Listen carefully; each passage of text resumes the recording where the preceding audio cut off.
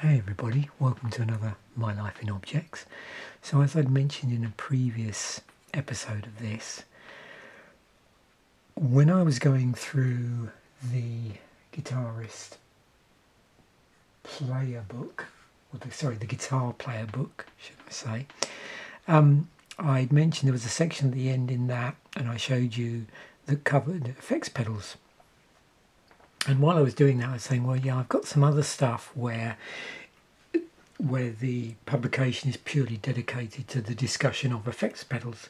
And so I dug this out. So this was a special issue of Guitarist I did in 2013, specifically about effects pedals. A number of the magazines have done these over the years. I think this one you may even be able to get as a digital download, as an app as well. I know at least one magazine did that. And so I'm just going to walk you through it because it's pretty interesting. I don't know how easy these are to get hold of. I'm assuming you'd have to track one down on the second-hand market. So a little bit about the evolution of effects in respect of guitar effects. I actually have that book, so we'll do a separate episode on that at some point.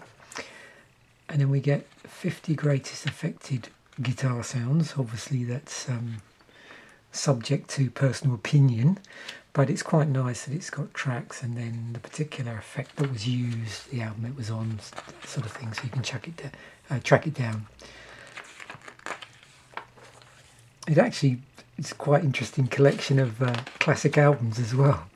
And so if nothing else, it's quite a cool album collection list. And we get a bit about effects explained. I found this really useful, actually.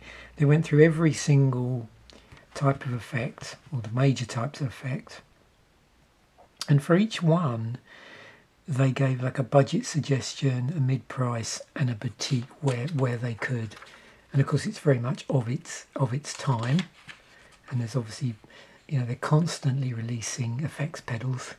It's big business, so this has somewhat changed since 2013 in terms of probably a lot of these, but it gave a good yardstick for me at the time in terms of like what to watch out for. So they got boost, compression, wah, EQ, talkbox, chorus, phaser, flanger, vibrato, tremolo. Also gives you some descriptions about what it sounds like. Rotary speaker, univibe, reverb, octave, ring modulation, pitch shifter, tape echo, delay. And then a little bit about pedal order, discussion of that.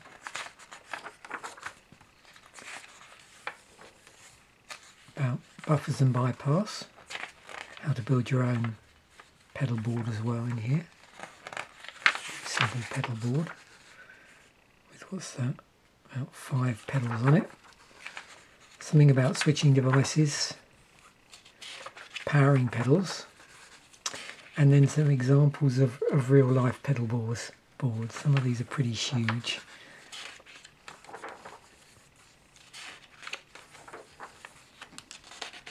And some more neatly arranged than others. That's a pretty large board, well spaced out.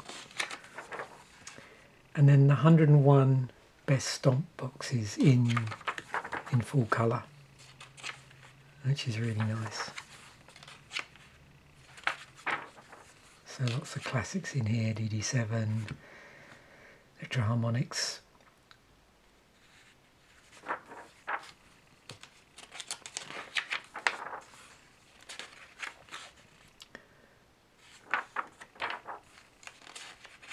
And there's the Hyperfuzz FZ2, Rotovibe, Sparkle Drive, the Sans app,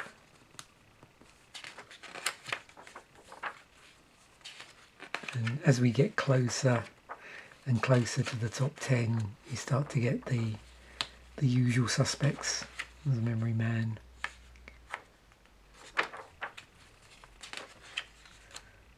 Big Muff, Small Stone, DD3, DM2, DL4, so on.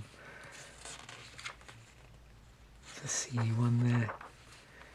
And number 1 is the Dunlop Cry Baby Classic. And then it closes off with a little bit about Jimi Hendrix, Stevie Ray Vaughan, The Edge, David Gilmour, a bit about some of their setups, Jack White, Eddie Van Halen, and then a little bit about unusual pedals. And then we have it. So yeah, pretty nice issue. Thanks once again for watching. Bye for now, and I will catch you in a future episode.